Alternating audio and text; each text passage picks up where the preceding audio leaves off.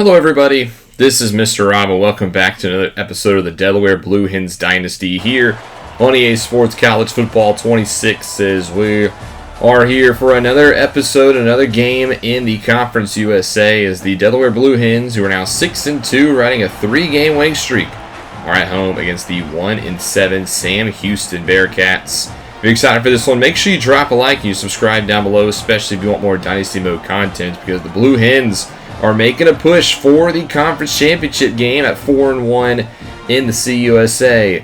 They're hoping to get win number 5 in the conference here in this one as we are underway here at the Tub. It'll be the Bearcats starting off with the footballs. They'll bring this one out of the end zone where they will get out to about the 15-yard line. That'll be where they start their offense led by quarterback Cade Cunningham. Not the Cade Cunningham you know and love in Detroit, but a different Cade Cunningham who's completed 47% of his passes this year, with 18 touchdowns and 7 interceptions. Part of the reason why the Bearcats have only had one win on the season is because of their inconsistencies, particularly on offense. But you will notice they do go hurry up, as they will keep the pace pushed against a Blue Hens team that hasn't seen this in a little bit. As on 2nd and 3, there's a nice pass to Avion Smith-Mack. I thought that one might be intercepted, but the senior makes a nice cut on the football. Next play will be a handoff up the middle, and this one will be a gain of about 2. And again, Sam Houston, they're going to push the tempo. They're going to keep you on the back foot. There's now another handoff, right side on the counter, and this one will be brought down as Jarius Moore's first 2 carries makes it 3rd and 8. Now back to the air as they will throw right side, and this one's caught. A nice grab by the tight end, Thomas Hewitt, who is one of the impact players on this team. He gets him out past midfield as they will then run it with Moore again, but Gavin Mole, our impact player, will make a nice TFL. 2nd and 12 now. Cunningham back to the air. This one dumped off short for Jewett, and he will pick up 4. And it's another 3rd and 8 here for the Bearcats. Back to the air. Cunningham, only a 3-man rush. That's plenty of time. He's going to load up to the end zone, and this one is incomplete. Ali with a nice pass breakup. He had a man short of the end zone, wide open, but he went for it all. And, well, that'll result in a punt as here comes the Delaware offense. Jade Burdell, the tight end, who is the leader of this offense in the passing game. We'll start off on the ground, though, with Saeed St. Fleur, who hasn't got many touches the past couple weeks, and we're hearing that he's, again, probably going to see limited snaps this week. He has a nagging rib injury, and Delaware's offense, specifically Coach Rob, does not want to push him, as they've been relying a lot on the sophomores McConomy and Spiller, who will see split carries in the backfield. As McConomy's on the field here for this first down play, it's a throw to Welsh, and Welsh is going to have a first down on the curl. And Delaware's pushing the ball quickly down the field. Here is the aforementioned Spiller, who picks up 5 on his first carry. As Greg Spiller, 252 yards rushing on the season. Here's the other sophomore McConomy in here as there's a flag down as Blake Brown rolls out and actually eats a sack on the play. But the Bearcats were offsides. A little mistake as the corner Tyler Bailey lined up in the neutral zone. It's just the little things like that that have been costing the Bearcats a lot of ball games this year. First down run here as McConomy only gets 1. Quickly bottled up the middle. Jared Fraze with the play. 2nd and 9. Now Spiller gets a carry off tackle. He'll pick up 2 before brought down by Bailey. That'll set up a 3rd and 7 as Brown will pitch it to Spiller on a speed option, and the Bearcats are ready for it. They put him down. And that'll be a 47-yard field goal, and Delaware strikes first. They lead 3-0. Second drive here for the Bearcats. As here's a nice run from the left side, and that'll be Jarius Moore's best run of the day. 4 carries, 14 yards as the Bearcats push on midfield. First down throw here. Comes a blitz. It's picked up nicely, and they'll throw it across the middle where it'll be caught by Jewett. And he's had a nice day. Nice strong hands there. And Sam Houston's offense looks pretty good thus far. Next throw back to the tight end. There's not a first down. Close, though, as they mark him inches shy. Trust the ground game, they'll get it. Moore up the middle, breaks a tackle, and he's inside the red zone, down to the 14. A nice run of 12 for the sophomore back. Came in averaging 3.7 yards per carry. There he is getting another carry here, and he picks up about 3. 2nd and 7 now. Back to Moore, right side, and he goes backwards. Nice play in the backfield as the tight end Jewett, who's had a very impactful start to this game, he's going to leave with an injury. 3rd and 10 now here for the Bearcats. As this one will be thrown to right side, caught, and they will not give him the first down.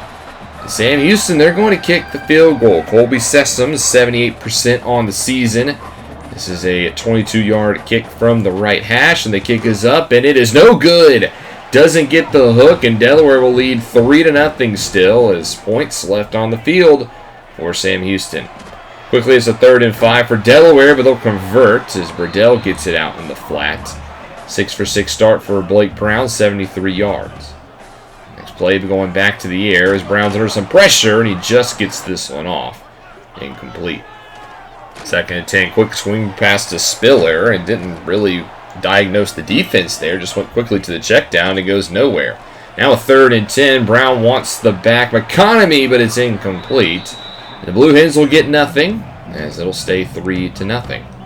Inside a minute here in the first quarter, it's 3rd and 4 for the Bearcats. As Cunningham back to throw, looks across the middle, and there's a nice grab. It's caught by number 5, Lonnie Atkinson, but that play will not count. A late flag thrown, and they're going to get a holding call on the offense.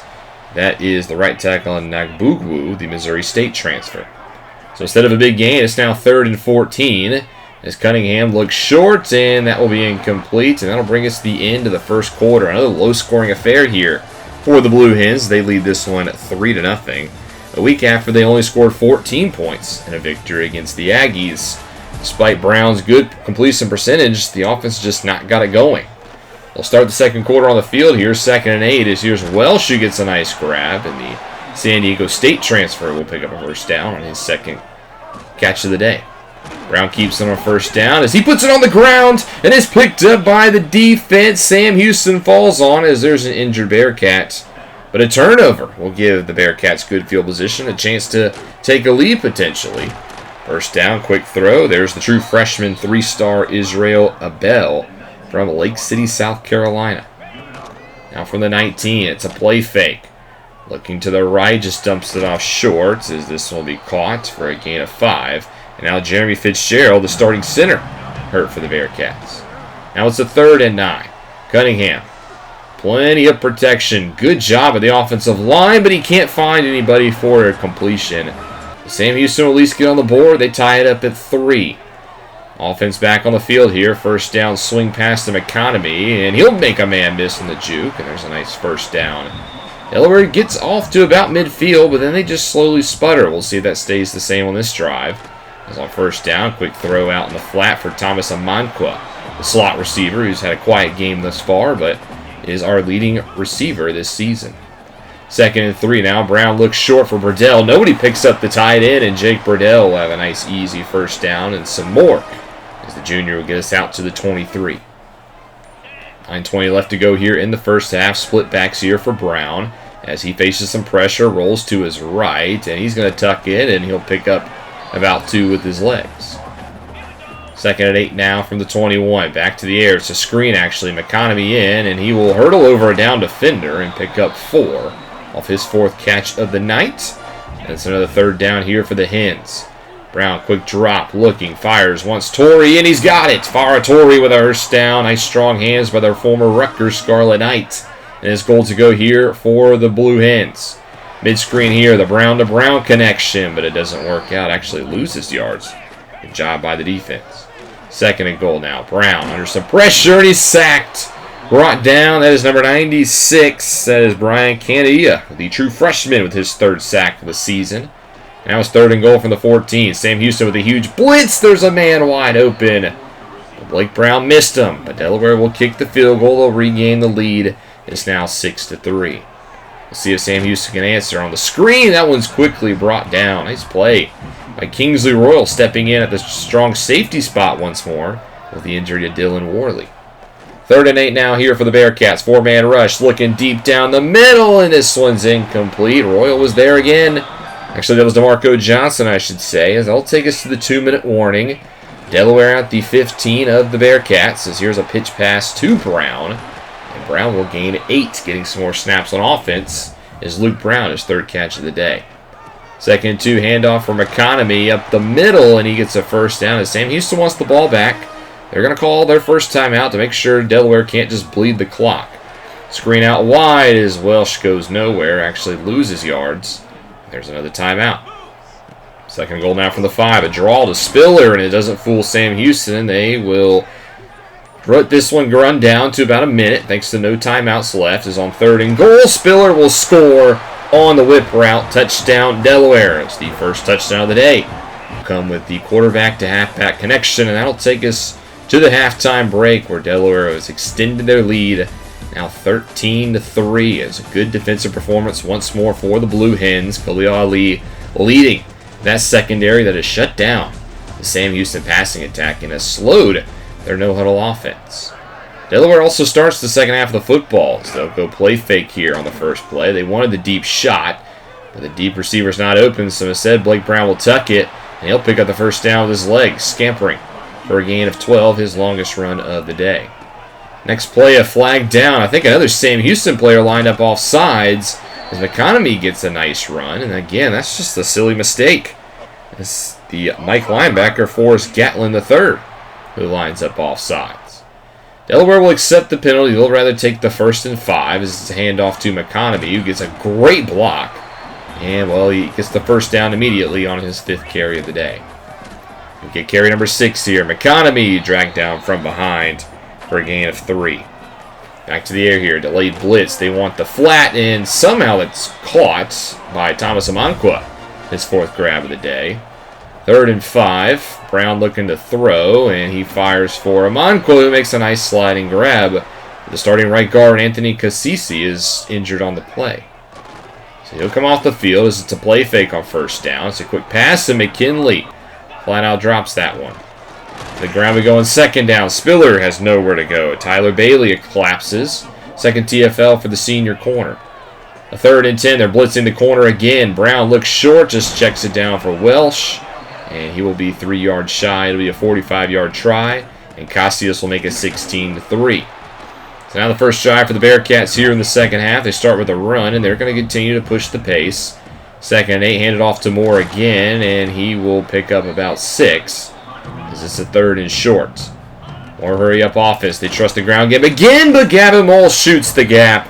And that's a 3 and out for the Bearcats. And Delaware seems to be gaining control of this game. At the 29 of Sam Houston, as there's a nice run that puts Delaware inside the red zone. 10 carries, 41 yards, and a receiving touchdown for Spiller today. Quick pass. Here's Amanqua on the crossing pattern, and he's going to get a first down. Goal to go here for Delaware as Blake Brown is thrown for 200 yards. He's got him out to the 5.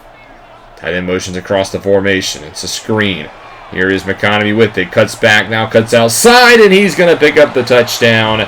Delaware now out in front 22-3 thanks to the screen pass. They'll go for 2 to try to make it a 21-point game as it's a swing to McConomy, but he won't get it, so the score will stay at 22-3. Here's another possession here for Sam Houston. This is a big one, and it's not going in the right direction. All of a sudden, it's quickly a 3rd and 9. 4-man rush. Cunningham just dumps it short. There's just no urgency to push the ball downfield, as unfortunately, Kayshawn Cox is now hurt on the play for the Blue Hens. Look at the football back here. 1st and 10 with about 4:30 to go in the 3rd quarter, as there's a nice curl to Faratori, who's got 3 catches for 26 yards. Next carry is to McConomy up the middle. It slips a couple of tackles. The juke move. And a nice run by McConomy. 9 for 55 for the sophomore. Gets carry number 10 here, and he's going to get about 5 more as the Delaware Blue Hens just continue to chip away this Bearcat defense. McConomy tries to go outside, this time to not as much success as Wilson brings him down. And it's a 3rd and 5, and this one's overthrown, trying to find Amanqua. But again, Delaware will just add to the lead. Another field goal makes it 25-3. And now a first down throw, and Cunningham is picked off.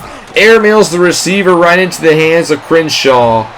And that'll set Delaware up nicely to begin the 4th quarter. And this one, well, is essentially all but over. It's 25-3, a 3-score game here, pending the field goal upcoming. It'll be a 4-score game. As Blake Brown and the offense has done a good job. The defense is set up nicely. And E.J. Archfield is now in at quarterback as Blake Brown's day is done. He's officially going to be benched for the rest of the day. 2nd goal from the 9. Handoff to Spiller up the middle. And he hurdles the defender into the end zone for a touchdown. How about that? For a highlight reel play, Spiller hurdles the safety and scores the touchdown. That is an insane play that you'll see on a top 10, as Delaware now leads 31-3, and the extra point try is up and good, and with a 32-3 score, we're just going to go to the end of this game. It is a blowout here at the Tub, as the Delaware Blue Hens would add another field goal and win this game 35-3, as Greg Spiller gets player of the game thanks to that nice hurdle, a pair of touchdowns for him. And Delaware cruises to their 4th straight victory, now 5-1 in the conference, a driver's seat, as there's that play again to hurdle the defender into the end zone. But I will say this concludes the easy stretch of conference play. I mean, yes, we've won 4 straight games, and this is very impressive for a Blue Hens team that's only in their 2nd season in the FBS, but these are honestly games we should have won. We should have beat Sam Houston, we should have beat Middle Tennessee, we should have beat New Mexico State, and we should have beat Kennesaw State. But now we have the hardest part of our conference schedule coming up, and we'll see how we do. But Sam Houston, they just continue to struggle. Cunningham wasn't that good. The offense only mustered up 3 points. I mean, that's not to take anything away from our team. They were excellent. McConomy gets player of the week, despite Spiller getting player of the game, so interesting. As here are the top stories coming out of the week. Baylor and TCU meets in a huge Big 12 matchup. The winner could go to the playoff. Maryland upsets USC, handing the Trojans their first regular season loss on the road, and Miami dominates Clemson in the game of the week behind Joshua Moore's big performance. Here are your scores around the country. New Mexico State beats Liberty, so I was hyping up the Flames last episode, and they lose to the Aggies. TCU beats UCF in the Big 12, also on Thursday. USF over Tulsa in the American, and Northern Illinois wins a Mountain West game against Nevada. On Friday, App State beats James Madison, as we'll start Saturday with Army blanking Air Force 17-0. Penn State back in the win column this week. They beat Wisconsin, and FIU undefeated in the conference. They are the team to beat in the CUSA. Mississippi State back up to number 17 with a victory over Kentucky, while Pitt will knock off North Carolina, and then it was Miami putting up 53 on Clemson in the game of the week, and the Hurricanes have now sprung up to the number 1 ranked team despite being 9-1, having a loss on their record.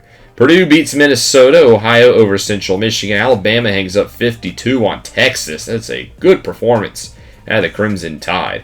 LSU knocks off Western Kentucky. We see Ohio State over Iowa. South Alabama will knock off Troy in the battle for the belts, while Louisiana beats Southern Miss 28-6. Syracuse beats Boston College, their rivals, by a touchdown. Houston puts up 42 on Cincinnati, while Oregon State gets a Pac-12 victory over Fresno State. And South Carolina beats Auburn. The Gamecocks up to number 4 now in the country. You love to see it. Wake Forest over Virginia. Memphis wins by a field goal over Rice. And then UConn knocks off Utah State.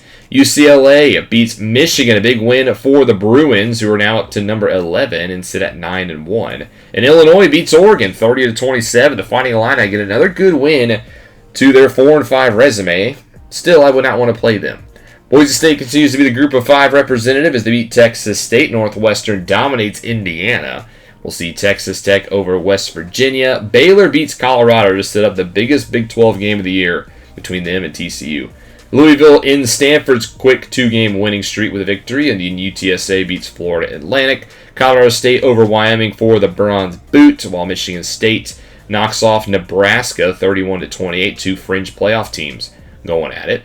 Buffalo dominates UMass. The Bulls now 10-0, while UNLV knocks off San Jose State. Georgia wins the Jacksonville game by a point over Florida in a classic, it looks like, while Virginia Tech will knock off Cal. Arizona beats Iowa State also by 1 point, and then Duke slaughters Georgia Tech. The Blue Devils are undefeated, and they're not getting the nod for the best team over Miami, surprisingly enough. Temple beats UAB, while Maryland we saw upset USC this week. Toledo over Eastern Michigan in the MAC, while Georgia Southern loses by a point to ODU. A lot of 1-point games this week. Jacksonville State also goes down to Middle Tennessee. I thought the Gamecocks were the other team to look out for. And Ole Miss finally gets their first conference win of the season, 40-6 over Missouri. Oklahoma knocks off Arkansas also in the SEC. Kansas State over Oklahoma State, while Tennessee over Texas A&M. Again, the Vols are undefeated. How are one of those two teams not the number 1 team in the country? Florida State beats NC State. Notre Dame beats SMU. New Mexico over Hawaii. And then we see ECU over Charlotte. Louisiana Monroe knocks off Arkansas State, and then we conclude the week with a 45-42 win by BYU. Your players of the week are both Miami Hurricanes. Kerry Brown with 2 interceptions in the Clemson win, and then same thing we saw Josh Moore's stat line earlier. And then your Conference USA players of the week are Bernard Aya of New Mexico State and Daniel McConomy of Delaware. Here's a look at the top 25. Yes, Miami's still the number 1 seed despite having 1 loss, and Duke and Tennessee not having any, which is surprising. Obviously, a lot of movement with a lot of top teams going down. Boise State up to 14, and then now 2 Big 12 teams are in the rankings with TCU and Baylor, who will go head-to-head in this upcoming week. Speaking of week, your top games, Duke will play Clemson. A win for the Blue Devils should put them back at number 1, while number 4, South Carolina, plays number 17, Mississippi State. Michigan State should be a big game. The Wolverines trying to get back in the win column, but then Tennessee and LSU. A lot of big games this week as we get into the latter portions of the season. And speaking of big games, we play FIU this week. The undefeated in the conference Panthers, who are 6-0. These last 3 games are against arguably the top 3 teams in the Conference USA, and Florida International is going to play tough. They have a very good team on both sides of the ball, but I do think this is a winnable game. We actually rate higher than the Panthers, and this is at home, so I do think we can win this game and potentially punch a ticket to the Conference USA Championship game if all goes well to round out the season. But we're 7-2, and we got a lot on the line in the next game. Thank you guys so much for watching. If you guys enjoyed, if you did, make sure you drop that like and you subscribe down below, especially if you want more Dynasty Mode content. This is Mr. Rob, and I'll see you in the next one.